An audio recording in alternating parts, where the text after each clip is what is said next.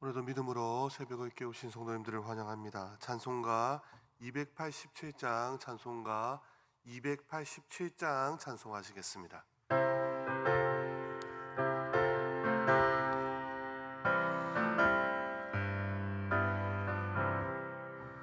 예수 앞에 나오며 제사함 받으며 주의 품에 안기어 편히 쉬리라. 우리 주만 믿으면 모두 구원 얻으며 영생 복락 면류관 확실히 받겠네.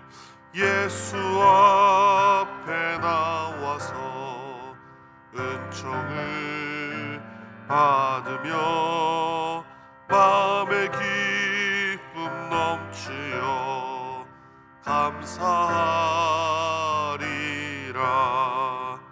우리 주만 믿으면 모두 구원 얻으며 영생 복락 면류관 확실히 받겠네. 예수 앞에 설 때에 흰 옷을 입으며 밝고 빛난 내 집에 길이 살리라. 우리 주만 믿으면 모두 구원 얻으며 영생 복락 면류관 확실히 받겠네. 새벽에 함께 기도하실 때 우리 저녁에 있을 수요밤 기도회를 위해서 함께 기도했으면 좋겠습니다. 주일 이후 3일 동안 우리를 지키신 주님, 오늘도 수요밤 기도를 통해서 하나님께 간절히 부르짖는 하나님의 백성들을 만나주실 그 주님을 경험한 밤 될 수 있도록 기도해 주시고, 말씀을 전하시는 김기문 목사님 위해서도 기도해 주십시오. 이전에 경험해 보지 못했던 뜨거운 밤 되어질 수 있도록 기도해 주십시오. 담임 목사님과 교육자들을 위해 늘 성령의 기름 부심을 사모하고 사역 가운데 아름다운 예배가 맺혀질 수 있도록 기도해 주십시오. 교회를 위해서 계속적으로 기도하실 때 열정과 감동으로 예배드리는 교회 되어질 수 있도록 이 새벽에 함께 한 목소리로 기도하시겠습니다. 주님 감사합니다. 오늘도 우리를 주의 존전에 새벽부터 불러주시니 참 감사합니다. 하나님, 새벽에 하나님을 아버지라 부르며 기도의 제목을 가지고 주님 앞에 나왔습니다.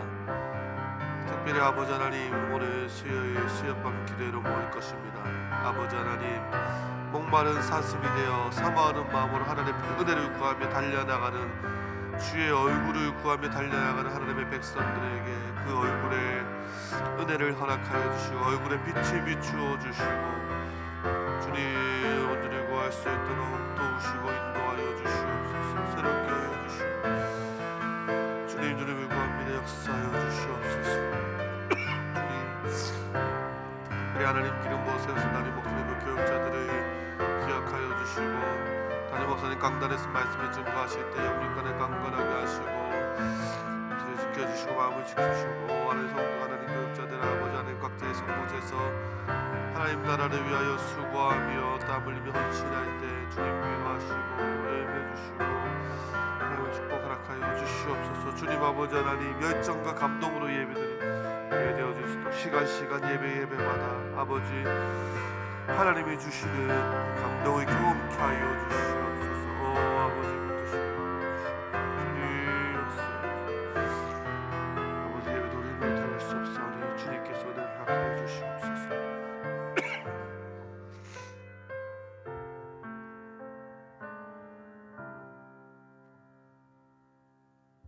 새벽에 하나님께서 우리에게 주시는 말씀은 호세아 11장 12절에서 12장 14절까지 말씀입니다.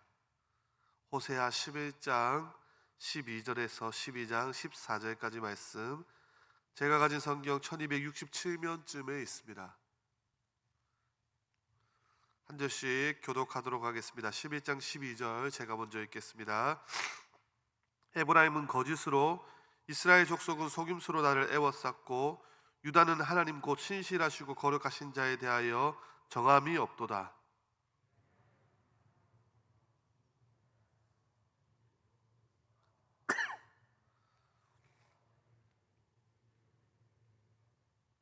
여호와께서 유다와 논쟁하시고 야곱을 그 행실대로 벌하시며 그의 행위대로 그에게 보응하시리라.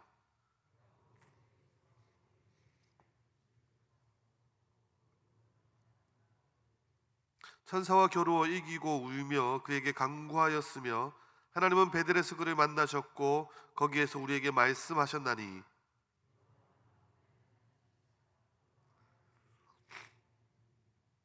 그런즉 너의 하나님께로 돌아와서 인애와 정의를 지키며 항상 너의 하나님을 바라할지니라.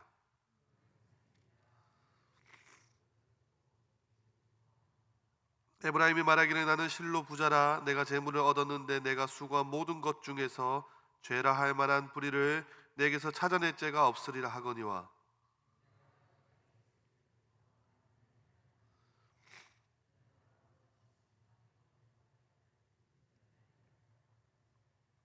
내가 여러 선지자에게 말하였고 이 상을 많이 보였으며 선지자들을 통하여 비유를 베풀었노라.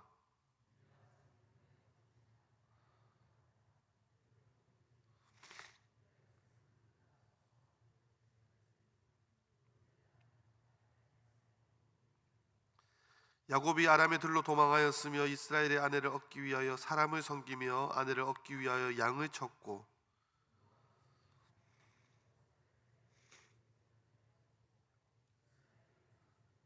함께 읽겠습니다. 에브라임이 경노하게 함이 극심하였으니 그의 주께서 그의 피로 그의 위에 머물러 있게 하시며 그의 수치를 그에게 돌리시리라. 아멘. 이 세상에서 한 새로운 생명이 탄생하는 것은 복되고 중요한 일입니다.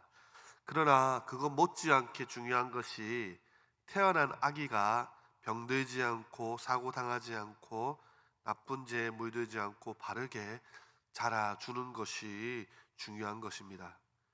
이와 같은 원리가 우리 신앙에도 그대로 적용될 수 있습니다. 어떤 사람이 신앙도 없고 하나님도 모르고 미신이나 섬기면서 살다가 복음을 들어서 예수를 믿게 되는 일 그 자체가 놀라운 일이고 기적입니다. 그러나 그것 못지않게 중요한 것이 그렇게 예수를 믿은 사람이 하나님이 기뻐하시는 모습으로 바르게 자라주는 것이 필요한 것입니다. 구약 이스라엘 역사가 보여주는 것이 무엇입니까?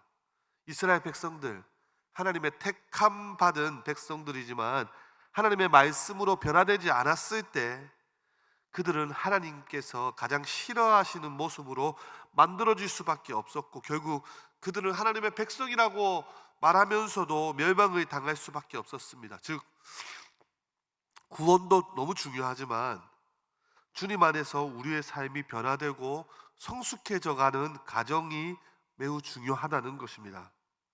이 변화라는 것이 기질이 될 수도 있고 인격이 될 수도 있겠죠. 예수님을 믿은 지 20년, 30년이 지나도 변화되지 않는 모습이 있을 수 있다는 것입니다. 이스라엘의 이 고쳐지지 않는 모습을 성경은 이렇게 말씀하고 있습니다. 우리 12절 말씀 읽었지만요, 11장 12절 말씀 함께 읽겠습니다. 시작. 에브라임은 거짓으로, 이스라엘 족속은 속임수로 나를 애워쌌고, 유다는 하나님 곧 신실하시고 거룩하신 자에 대하여 정함이 없도다. 하나님께서 이스라엘 백성들을 보니까 그들이 하는 일이 거짓과 속임수로 하나님을 애워싸는 거라는 것입니다. 거짓으로 애워싼다. 무슨 말이겠습니까? 사람들이 어쩔 수 없이 처음에는 어쩔 수 없는 상황에서 간혹 거짓말을 하기도 합니다. 그리고 나서 그 거짓말을 감추기 위해서 또 거짓말을 합니다. 그러니까 한 번 거짓말을 하고 나서는 양심에 찔려서 당사자를 찾아가서 이만저만하고 거짓말을 했습니다, 한 번만 용서해 주십시오 하고 말하면 사실 끝나는 일인데, 그것을 인정하기 싫어서 거짓말에 거짓말을 하고 거기에 또 거짓말을 하니까 거짓말이 눈덩이처럼 커져서 수습을 할 수 없을 정도로 커져버리는 것입니다. 이렇게 하는 것이 거짓으로 애워싸는 것입니다. 거짓으로 도배를 하는 것이죠. 그런데 한번 생각해 보십시오. 사실 아무것도 모르는 사람에게는 이것이 어느 정도 통할 수 있지는 모르겠지만, 모든 것을 다 아는 사람에게 거짓말을 감추기 위해서 또 거짓말을 하고 거짓말을 하고 거짓말을 하면요, 이 사람이, 아는 사람이 질려버리지 않겠습니까? 지금 이스라엘 백성들이 하는 것이 그런 것입니다. 하나님께서는 이스라엘을 만드신 분이시고 어떤 상태에 있는지 다 알고 계시는 분인데, 그런데도 불구하고 뻔한 일에 대하여 계속적으로 거짓말을 하고 거짓말을 하고 속이려 하는 것이 이스라엘 백성들의 상태라는 것입니다. 하나님 앞에 나와서 하나님 죄송합니다, 그저 욕심에 눈이 어두워서 계속 거짓말을 하였습니다, 죄를 지었습니다, 하나님 자꾸 실망시켜서 죄송합니다 라고 하면 어쩌면 끝나는 것인데, 자꾸 하나님 앞에 나와서 엉뚱한 소리를 하는 것입니다. 다른 사람의 핑계를 대고 그러다 보니 하나님께서도 질려서 상대하고 싶지 않으신 것입니다. 12장 1절, 에브라임은 바람을 먹으며 동풍을 따라가서 종일토록 거짓과 포악을 더하며 아수르와 계약을 맺고 기름을 애굽에 보내도다. 바람을 먹는다는 말, 무슨 말이겠습니까? 실속 없이 생각이 호황되고 부풀어진다는 것, 바람을 먹어서 부풀어 오르는 것을 말합니다. 즉 자신의 실체를 알지 못하고 누군가가 자신을 지켜 세우는 말만 듣고 마치 자기가 대단한 사람이 된 것처럼 착각을 하는 것입니다. 여러분, 하나님께서 이스라엘 백성들에게 원하시는 것이 무엇입니까? 철저하게 하나님께 자신들의 삶을 맡기고 주어진 범위 안에서 충성을 다하는 것입니다. 그렇게 할 때 하나님께서 내가 책임져 주겠다라고 약속하셨습니다. 그런데 이스라엘은 우리도 큰 대국이 될 수 있다라고 착각합니다. 허영의 바람을 먹으며 살고 있었던 거죠. 2절에 여호와께서 유다와 논쟁하시고, 더 큰 문제는 어쨌든 하나님께서 책망하시고 선지자들을 보내서 말씀하실 때 그것을 잘 듣고 회개만 하고 돌이키기만 해도 될 일인데 하나님과 논쟁합니다. 하나님과 다투고 있는 모습. 제발 내 말 좀 들어달라고 하나님 말씀하시지만 때를 부리고 자기 하고 싶은 대로만 하는 모습이 이스라엘의 모습이라는 것입니다. 여러분, 우리가 구약 이스라엘의 역사를 보게 되는 것이 하나님의 백성이 되는 것보다 더 큰 어려움이 하나님의 백성으로 살아가는 것입니다. 여러분, 결국 그들은요, 하나님의 백성으로 살아가는 데 있어서 실패하였습니다. 그 이유가 무엇이겠습니까? 하나님의 백성으로 살아가려면 모든 것이 하나님의 은혜임을 깨닫고 인정하고 자기 자신을 계속 죽여야 합니다. 결국 자기의 십자가를 지는 가정이고 자기를 죽이고 부정하는 가정입니다. 이것을 하지 않으면 하나님의 백성으로 살아갈 수 없는 것입니다. 그런데 이제 이런 이스라엘의 모습과 너무나도 비슷한 흡사한 사람이 오늘 본문에 등장합니다. 누굽니까? 야곱이지 않습니까? 거짓말로 가득 차고 바람을 먹는 허영과 교만이 있으며 하나님 앞에서도 지기 싫어서 논쟁하는 모습, 바로 야곱입니다. 이스라엘 백성들, 야곱의 자손 아니겠습니까? 누가 야곱의 자손 아니라 할까봐 똑같은 모습을 보여주고 있습니다. 3절에 야곱은 모태에서 그의 형의 발 뒤꿈치를 잡았고 또 힘으로는 하나님과 겨루되, 성경은요 야곱의 인간성을 말하면서 형의 발꿈치를 잡은 데서부터 시작해서 나중에 하나님과 씨름한 것까지 연결시켜서 말해줍니다. 이것이 야곱의 어쩌면 일생입니다. 물론 아이들 중에 태어날 때 특별하게 태어나는 아이들이 있지 않습니까? 울음소리가 누구보다 우렁차다든가 탯줄을 몸에 감고 태어난다든가 특별하게 태어나는 아이들도 있습니다. 그런데 야곱은 태어날 때부터 그의 기질이 적나라하게 드러나고 있습니다. 그것은 형 에서의 발꿈치를 잡고 태어난 것입니다. 갓난아기임에도 불구하고 지기 싫어하는 모습, 집착이 강한 모습을 보여주고 있습니다. 야곱의 나중의 삶이 태어날 때의 모습과 같습니다. 철저하게 자기중심적입니다.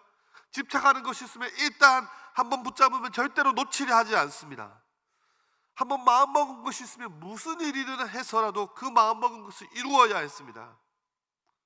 여러분, 사실 하나님께서는 야곱이요, 그렇게 하지 않아도 축복하실 계획이었습니다. 늘 그와 함께 하셨습니다. 그런데도 야곱은 하나님을 믿지 못해서 자기가 원하는 것을 먼저 움켜잡고 한번 움켜잡은 것은 절대로 놓아주지 않았습니다. 여기서 힘을 겨루는 것이 무엇입니까? 야복 강가에서 하나님의 천사와 씨름한 장면입니다. 야곱은요, 밤새도록 씨름하면서 이기려고 하지 않았겠습니까? 할 수 있는 모든 인간적인 수단과 방법을 다 동원해서 이기려고 했을 것입니다. 그러나 이길 수 없어서 그제서야 항복하는 것입니다.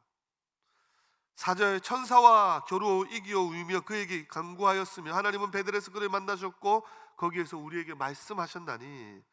여러분, 천사와 씨름할 때 울었다고 말하고 있습니다. 야곱이 울었다. 여러분, 야곱은요, 울지 않는 사람입니다. 완벽주의적인 사람, 지기 싫어하는 사람, 교만한 사람, 허영심으로 가득 찬 바람을 먹는 사람, 다른 사람 앞에서 절대로 약한 모습을 내비치지 않는 사람. 지금까지 야곱이 그러하였습니다. 그러나 하나님과 한번 씨름한 후에 야곱은 자기가 얼마나 믿음이 없고 얼마나 거짓되고 추악한지 하나님 앞에서 다 보여주었습니다. 그리고 지금까지 자기 기질대로 자기 방법대로 살아온 모든 인생을 하나님 앞에 내어놓고 회개하고 울고 하나님의 손을 붙잡고 있는 것입니다. 여러분, 그래서 거기서 야곱은 승리자가 되고 이스라엘이 될 수 있는 것입니다. 이 얘기를 하면서 호세아가 야곱을 예로 들어서 이스라엘에게 말하고 하는 것이 무엇입니까? 너희도 야곱처럼 하나님 앞에 나와서 울고 회개하기만 하면 다시 하나님께서 너희를 일으키실 것이다 라는 약속을 말하고 있습니다. 6절 말씀, 그런즉 너희 하나님께로 돌아와서 인애와 정의를 지키며 항상 너희 하나님을 바랄지어다. 사랑하는 성도님들, 교회 몇십 년씩 다니고 신앙생활을 오래 한 우리 성도들에게 있어서 가장 절실하게 필요한 것이 무엇이겠습니까? 하나님께 엎드려서 자신의 기질과 인격이, 삶이 변화되지 못함을 놓고 울며 회개하는 기도에 있는 것입니다.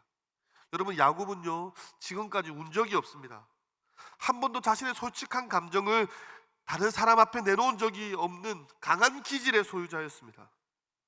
하나님 앞에서 자신의 약한 부분을 드러내어야 하나님께서 도와주실 것인데, 고쳐주실 것인데 마음의 문을 꽉 닫고 있으니까 하나님께서도 기다리신 것입니다. 야곱은요, 야복강가에서 최초로 자기 자신의 연약함을 내놓고 도와달라고 울부짖으면서 간구합니다. 체면도 차리지 않고 밤새도록 하나님을 붙들고 늘어지면서 울었습니다. 이때가 바로 야곱이 변하여 승리자라는 새 이름을 얻는 순간입니다. 사랑하는 성도님들, 우리는 종종 그런 얘기를 합니다. 사람은 잘 변하지 않는다. 인격도 잘 변하지 않고 기질도 잘 변하지 않는다. 그러나요, 정말 하나님 앞에서 변하기를 원하고 우리의 기질과 인격과 삶이 변화되기를 야곱처럼 간절하게 하나님 앞에 울고 부르짖는다면 우리는 어느 순간 야곱이 이스라엘이 되었던 것처럼 우리를 변화시켜서 놀랍게 사용하시는 하나님을 경험하게 될 것입니다. 여러분, 하나님께서 주시는 구원보다 소중한 것은 없습니다. 그러나 이제 구원받고 주님의 자녀가 정말 되었다라면 우리의 전 삶의 가정 가운데 성화의 가정 속에서 못된 기질이 변화되고 바뀌지 않는 인격이 달라지고 옛 본성의 삶이 바뀌어서 새로운 그리스도인의 삶으로 변화되는 것, 이것보다 더 중요한 것이 없다는 것입니다.